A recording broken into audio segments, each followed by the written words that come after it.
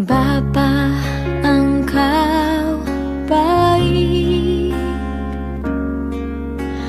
Bapa, Engkau baik. Shalom. Sebelum mendengar firman Tuhan, ikuti warta berikut.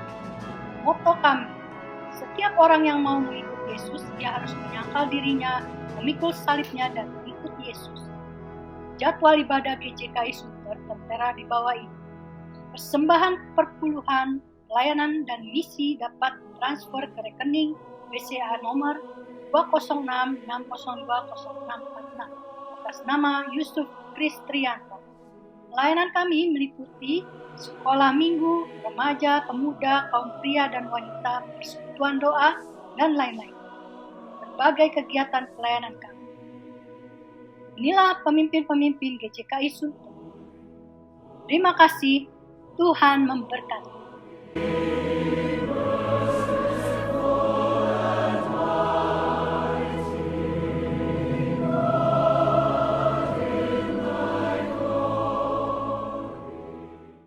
Shalom saudara-saudara kasih di dalam Kristus. Hari ini bertepatan dengan Father's Day yang jatuh pada minggu ketiga bulan Juni yang dirayakan sebagian besar negara-negara di dunia. Saya mengucapkan kepada setiap bapak-bapak yang menonton ibadah online ini, Happy Father's Day. Kiranya bapak-bapak menjadi tokoh teladan buat anak-anaknya. Mari kita saat teduh sejenak. Kau selalu baik. Pertolongan kami datang daripada Tuhan, Allah pencipta langit dan bumi, yang memelihara segala isi ciptaannya, dari dulu sekarang sampai selama-lamanya. Turunlah kiranya kasih karunia dari Allah Bapa, cinta kasih daripada Tuhan Yesus, di dalam persekutuan Roh Kudus, memberkati ibadah ini dari awal, pertengahan, hingga pada akhirnya. Haleluya, amin. Mari saudara, kita memuji dan menyembah Tuhan bersama-sama dengan segenap hati untuk merasakan hadiratnya bersama kita. Shalom, apa kabarnya Bapak Ibu serta saudara-saudara yang terkasih dalam nama Tuhan kita Yesus Kristus.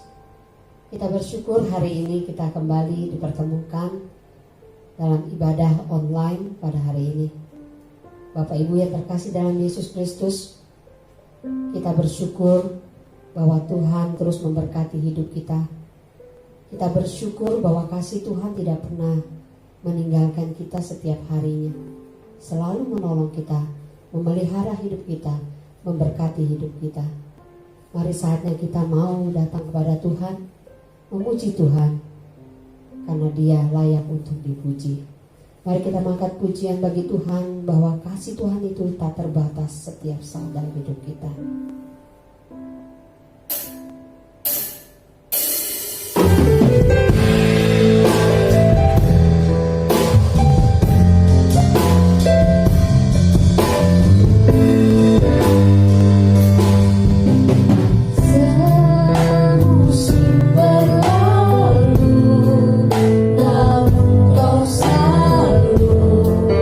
Pelihara aku.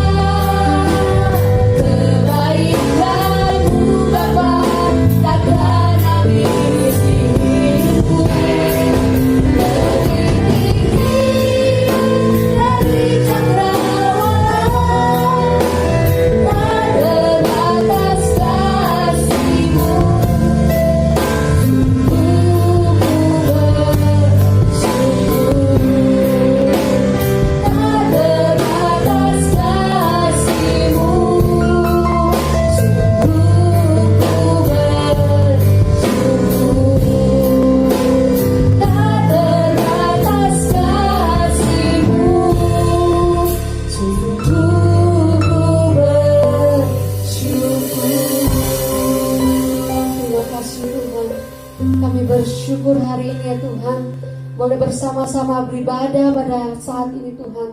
Kami memuji Tuhan, kami memuliakan Tuhan, karena Engkau baik di dalam hidup kami ya Tuhan. Selalu memelihara kami, menolong kami, memberkati kami. Terima kasih ya Tuhan. Pada saat ini kami mau bersama-sama beribadah kepada Tuhan, memuji Tuhan. Biarlah ya Tuhan Engkau hadir bersama kami, memberkati kami pribadi, tiap pribadi, supaya melalui ibadah saat ini Tuhan, baik melalui pujian kami, baik melalui doa-doa kami, maupun firman Tuhan, biarlah Engkau memberkati semuanya ya Tuhan, supaya melalui semuanya itu kami mendapatkan berkat yang luar biasa daripada ibadah ini. Terima kasih Bapa di surga. Kami menyerahkan ibadah kami pada saat ini hanya di dalam nama Tuhan kami Yesus Kristus. Kami mengucapkan syukur dan berdoa. Amin.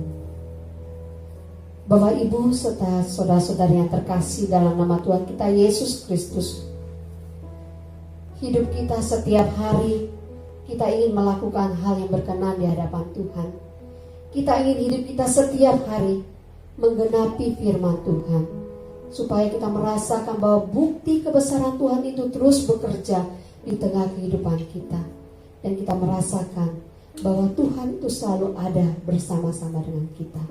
Mari kita mengangkat pujian bagi Tuhan, bukti kebesaran-Mu.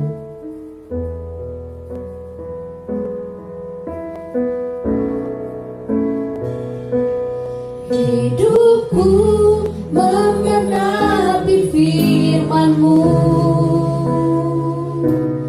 tanda mujizat sertai tiap langkahku. Kau bersamaku di dalamku, jadi bukti kebenaran.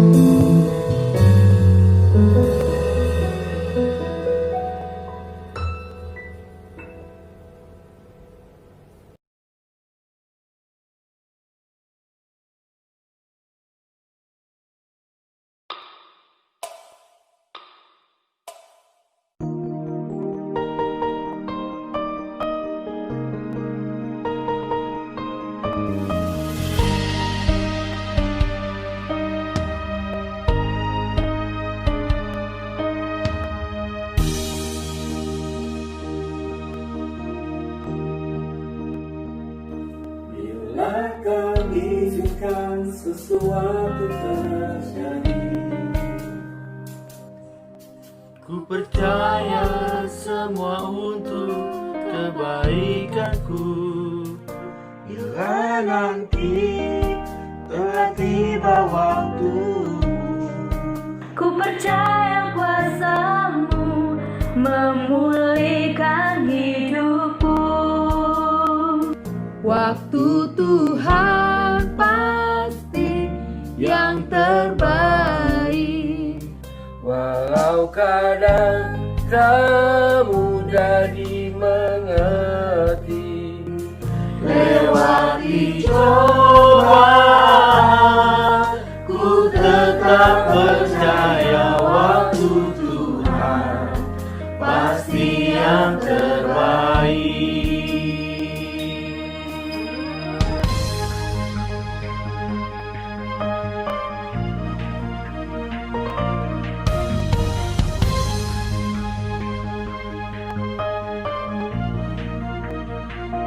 Bila Kau izinkan sesuatu terjadi, ku percaya semua untuk kebaikanku. Bila nanti telah tiba waktumu, ku percaya kuasa-Mu memulihkan hidupku. Waktu Tuhan pasti yang terbaik, walau kadang tak mudah dimengerti, lewati cobaan, ku tetap percaya waktu Tuhan pasti yang terbaik.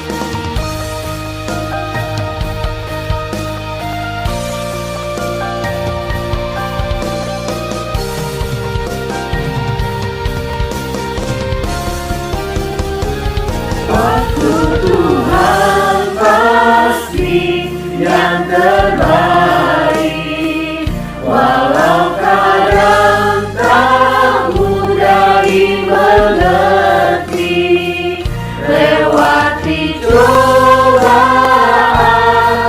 ku tetap percaya waktu Tuhan pasti yang terbaik, yang terbaik, walau kadang tak mudah dimengerti, lewati cobaan, ku tetap percaya waktu Tuhan pasti yang terbaik, lewati cobaan, ku tetap percaya Waktu Tuhan pasti yang terbaik.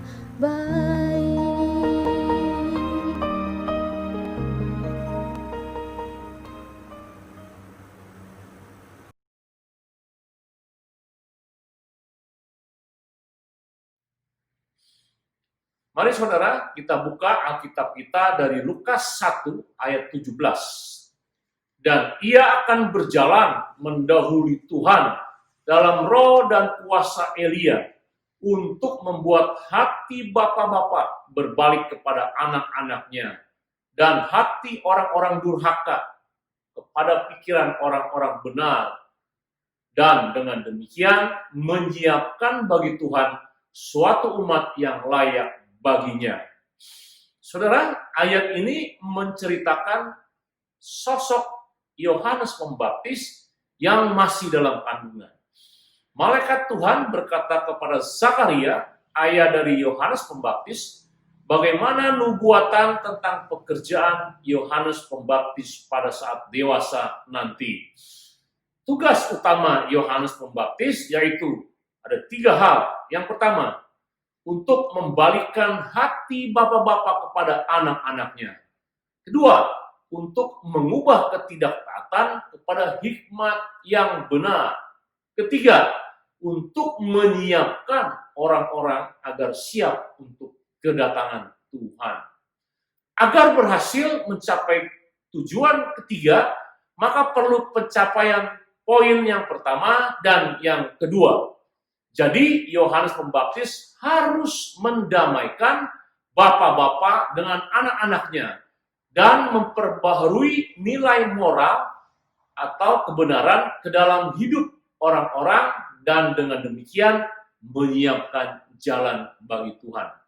Ternyata keadaan dunia dewasa ini sangat mencengangkan ketika kita mendengar banyak kejadian kejahatan, narkoba, alkohol, dan lain-lain.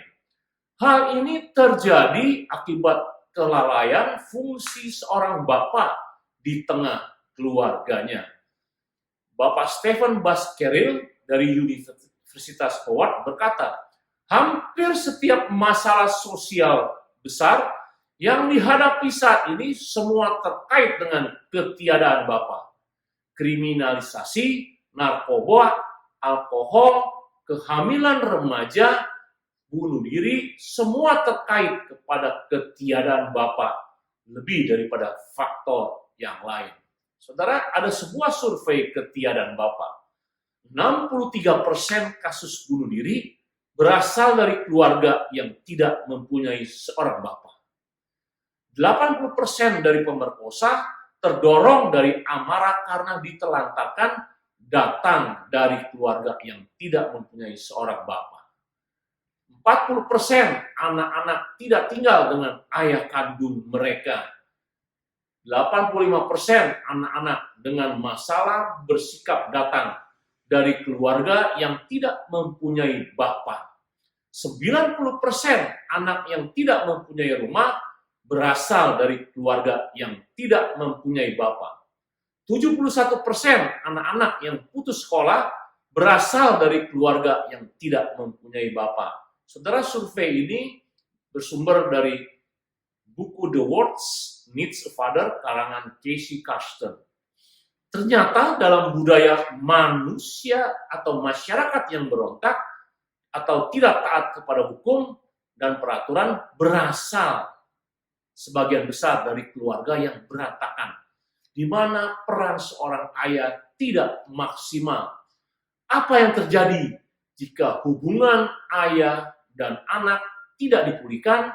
Tuhan berkata, supaya jangan aku datang memukul bumi sehingga musnah, dari Maleakhi 4 ayat 6b. Ternyata menjadi seorang ayah bukanlah hal yang mudah.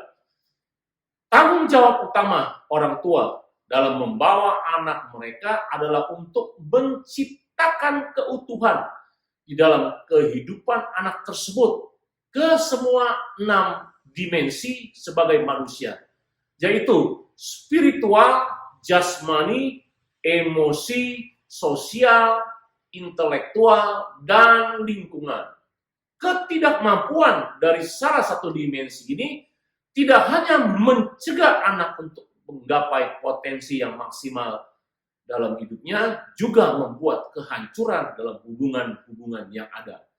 Dalam hal kehancuran di area inilah di mana keruntuhan sosial kebanyakan terjadi. Mengapa semua ini harus menjadi tanggung jawab ayah bukan ibu? Karena masalah ketiadaan seorang ayah lebih besar dari masalah ketiadaan seorang ibu. Ayah adalah pelaku utama yang menyebabkan banyak ketidakmampuan di hidup anak-anaknya. Ketika kita mendengar tangisan anak-anak, mereka menangis dari luka emosi, sosial, spiritual, intelektual, jasmani, dan lingkungan. biasanya karena disebabkan oleh para ayah. Ketidakhadiran seorang ayah menjadi penyebab utama stres. Tidak peduli seberapa banyak orang akan merasionalisasikan dan menyembunyikan hal tersebut. Kita diciptakan untuk mendapat kasih seorang ayah. Ayah yang demikian saya sebut sebagai Bapak brengsek, yaitu tema kita pagi hari ini. Tuhan Yesus berkata, tetapi barang siapa menyesatkan salah satu dari anak-anak kecil ini, yang percaya kepadaku, lebih baik baginya jika sebuah batu kilangan diikatkan pada lehernya, lalu ia ditenggelamkan ke dalam laut. Itu Matius 18 ayat 6. Ayat ini bukan hanya untuk guru-guru sekolah minggu, tetapi yang terutama diperuntukkan untuk seorang ayah di tengah keluarganya. Saudara, ada sebuah kesaksian seorang bapak yang mengalami ketiadaan bapak. Ia mengatakan demikian. Ingatan masa kecil saya dimulai ketika saya berumur 7 tahun. Sebelum itu pikiran saya kosong. Saya tidak dapat mengingat apa-apa. Saya mengingat ayah saya sebagai sosok yang sangat kasar, dengan amarah yang meledak-ledak. Seseorang yang akan memukul terlebih dahulu, baru berbicara setelahnya. Itu pun jika ia mau berbicara. Saya ingat ayah saya sering pulang ke rumah dengan tangannya yang bersibah darah dari perkelahiannya. Dan ketika ia tidak setuju akan sesuatu, ia akan memukul ibu saya dengan sangat keras. Hal itu sangat sulit untuk dipercaya. Saya bahkan tidak mengingat seberapa sering ia memukul saya dan saudari saya. Bahkan ketika kami sedang tidur, ia akan memukul kami karena hal-hal yang tidak ia setujui sepanjang hari itu. Ketika ia tidak hadir secara emosional, ia hadir dengan kekerasan. Saya tidak dapat mengingat berapa kali ia mengucapkan bahwa saya lebih buruk dari kotoran, bahwa kelahiran saya adalah sia-sia, bahwa saya tidak akan pernah mencapai apa-apa dalam hidup saya. Setelah menjadi dewasa dan menjadi seorang ayah, saya tidak bisa menjadi seorang ayah yang baik. Saya tidak pernah mengalami pengabdian seorang ayah dalam hal ia mengajari saya naik sepeda.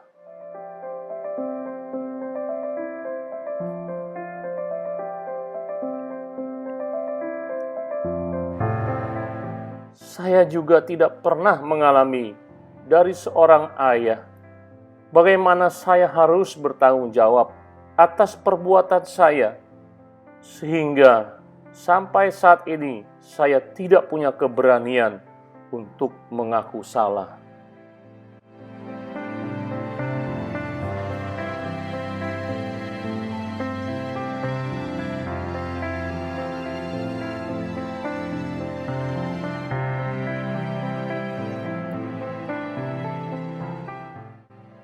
Saya tidak pernah melihat pengorbanan seorang ayah terhadap anak-anaknya.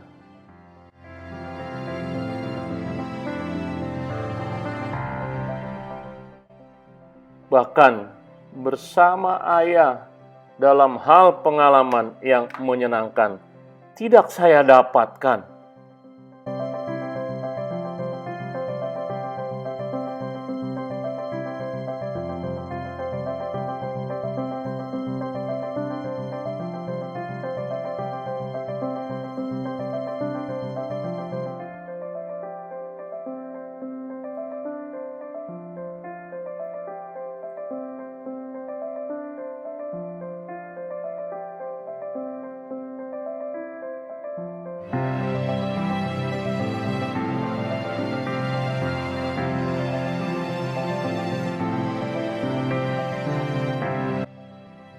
Akhirnya, saya tidak dapat menjadi seorang ayah yang baik untuk anak-anak saya.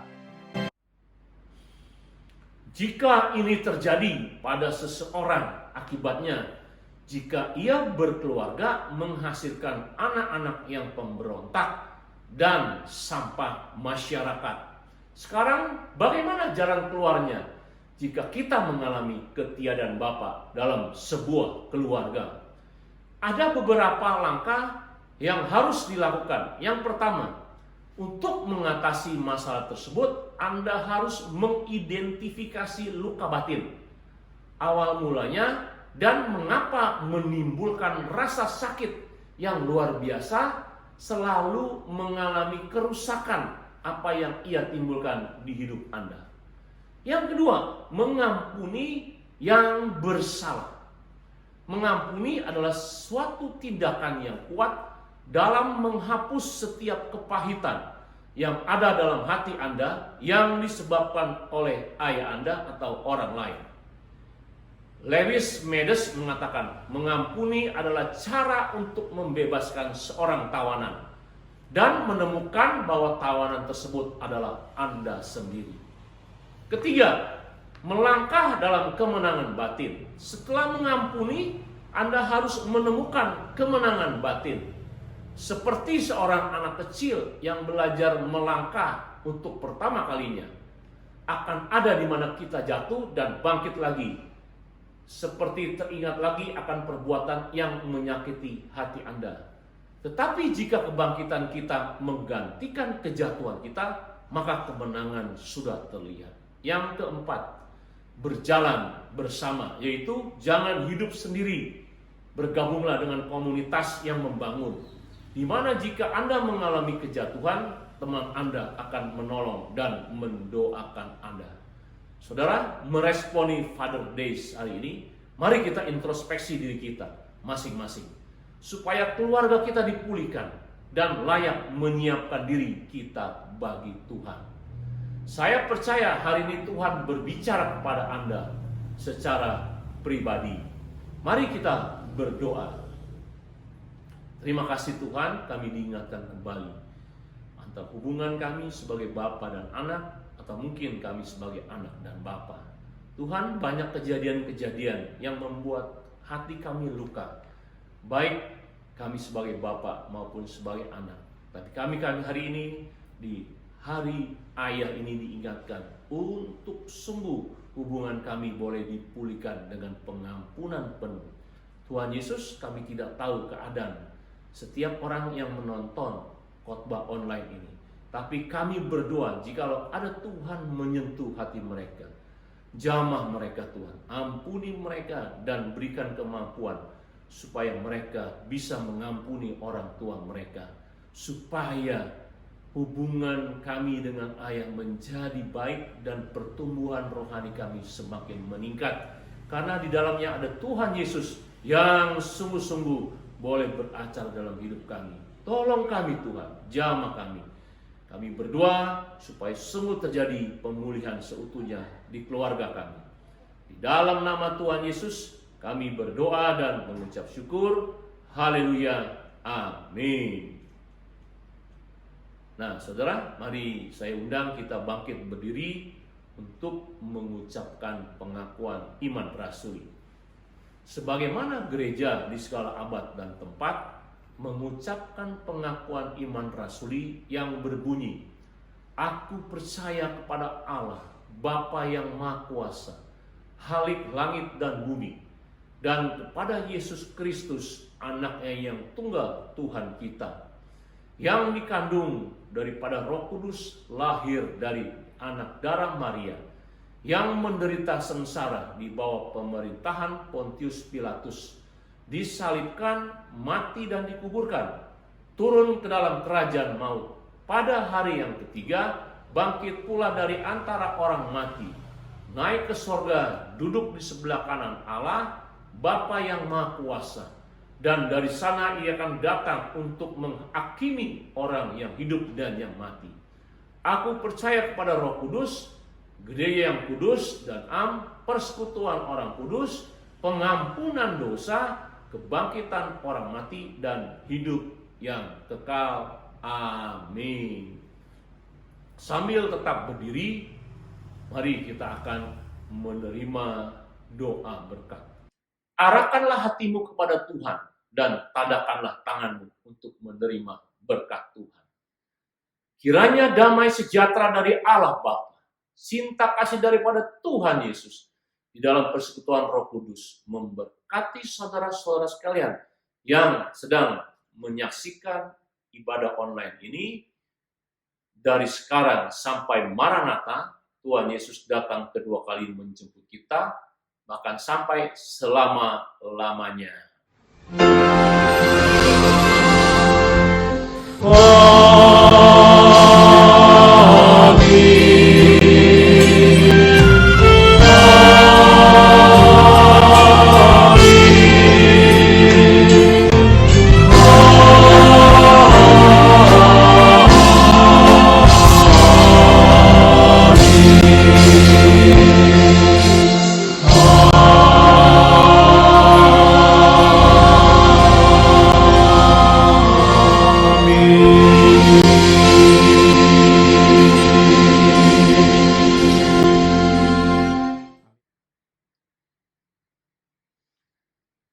Sebelum mengakhiri ibadah online pagi ini, mari kita berdoa syafaat. Kita melakukan doa syafaat dilakukan di rumah Anda masing-masing dan dipimpin oleh kepala keluarga. Pokok doa syafaat yang pertama untuk bangsa dan negara kita Indonesia. Kita doakan supaya Tuhan menyelamatkan bangsa kita. Kita mengusir segala roh jahat yang mencekram bangsa negara kita, sehingga pandemi COVID banyak membawa jiwa-jiwa orang-orang.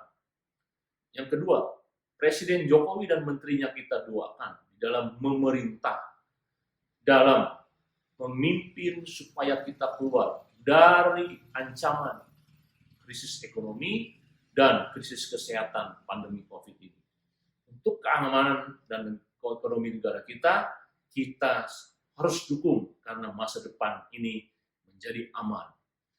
Ketiga, untuk dokter-dokter dan perawat sekaligus pasien COVID-19 supaya mereka dijamah Tuhan, diberikan kemampuan dan kesabaran, dan juga pasien COVID mendapat kesembuhan dan boleh percaya kepada Kristus sebagai Tuhan dan Juru Selamat. Kita berdoa juga supaya pandemi COVID ini cepat berakhir di seluruh dunia ini. Doakan juga untuk GJKI Sunter, GJKI Agape, dan GJKI Nasional. Kemudian saudara bisa saling mendoakan di antara kelompok di rumah saudara, satu dengan yang lain. Kemudian Anda bisa sharing kelompok. Sharing kelompok dengan bahan diskusi dan menjawab pertanyaan di bawah ini. Pertama, apa tugas Yohanes Pembaptis menurut kata malaikat Tuhan? Itu berasal dari Lukas 1 ayat 17. Yang kedua, apa yang terjadi jika seorang bapak tidak menjalani fungsinya secara maksimal? Yang ketiga, bagaimana jalan keluarnya menurut Anda? Saudara bisa jawab dan sharingkan. Kemudian saling mendoakan. Terima kasih untuk pagi hari ini. Tuhan memberkati. Shalom. Bapa